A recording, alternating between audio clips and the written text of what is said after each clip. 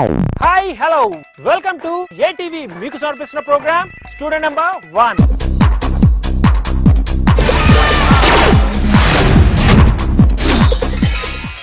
సాధారణంగా పిల్లల్లో memory power,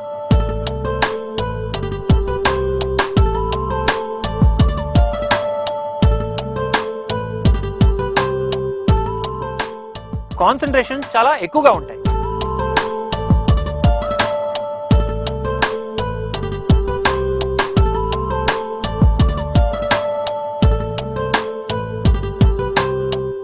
children, మీరు మీ క్లాస్ లో నంబర్ 1 అంటే ఫస్ట్ ర్యాంకా?